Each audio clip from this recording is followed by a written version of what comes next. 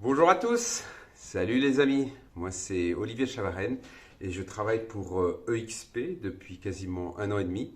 Aujourd'hui il s'ouvre une nouvelle thématique devant nous. On va aborder en détail les 10 compétences clés que le Forum économique mondial a identifié qu'il serait bon de maîtriser d'ici 2025. Ça vous donne encore un peu de temps, n'est-ce pas? La première, c'est la pensée analytique. C'est la capacité de penser de manière structurée on utilise des compétences analytiques lors de la détection des modèles de brainstorming, de l'observation de l'interprétation des données, de l'intégration des nouvelles informations, de la théorisation et de la prise de décision en fonction de multiples facteurs et options disponibles. Il y a 7 étapes pour améliorer vos compétences en pensée analytique. La première, c'est être attentif. Soyez attentif. Tournez-vous à l'extérieur ou observez les gens dans votre bureau ou dans la rue. Utilisez autant vos sens que vous pouvez. Voyez ce qui se passe autour de vous. Y a-t-il quelque chose qui vous intéresse? Rappelez-vous que vous devez engager activement votre esprit. Numéro 2, eh oui, lire des livres. Les livres, c'est la vie. Vous le savez déjà, mais il y a aussi une manière de lire. Encore une fois, la clé pour améliorer votre capacité de pensée analytique est de garder votre esprit actif et en cours d'exécution. Lisez des livres et essayez de travailler sur une stratégie de lecture active. Lisez et digérez de manière proactive et remettez en question ce que vous lisez.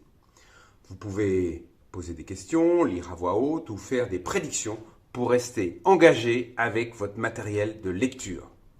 Numéro 3. Apprenez comment les choses fonctionnent.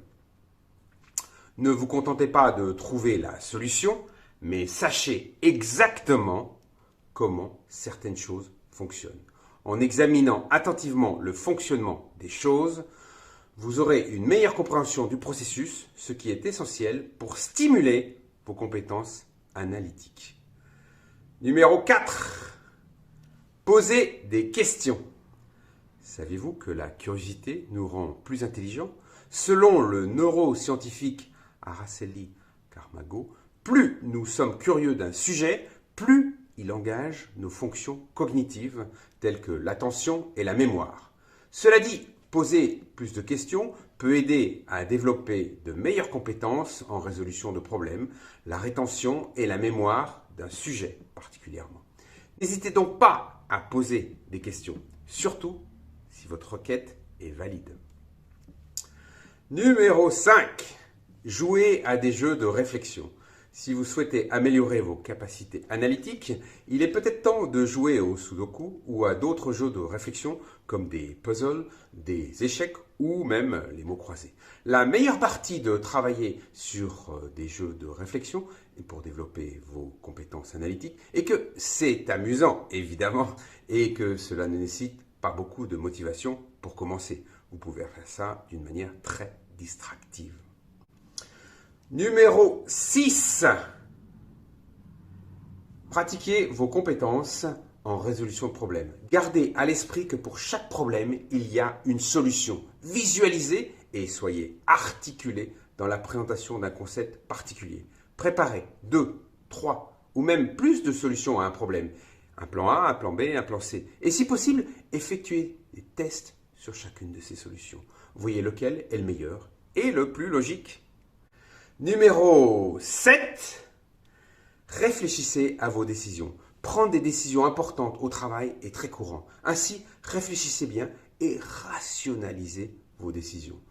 Quels sont les avantages et les inconvénients de votre décision? Demandez un avis d'expert, si possible, ou faites des recherches approfondies. Demandez-vous, est-ce la meilleure solution à ce problème? Prenez un peu de recul pour repenser un peu plus et vous pourrez enfin décider. À la fin de la journée, comme tout développement de compétences, vous devez aussi impliquer la pratique et l'application.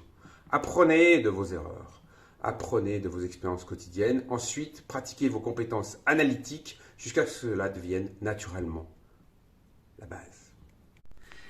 Et voilà, cette vidéo est maintenant terminée. Je vous remercie de l'avoir suivie et je vous dis à la semaine prochaine. Salut les amis, à bientôt. Merci beaucoup.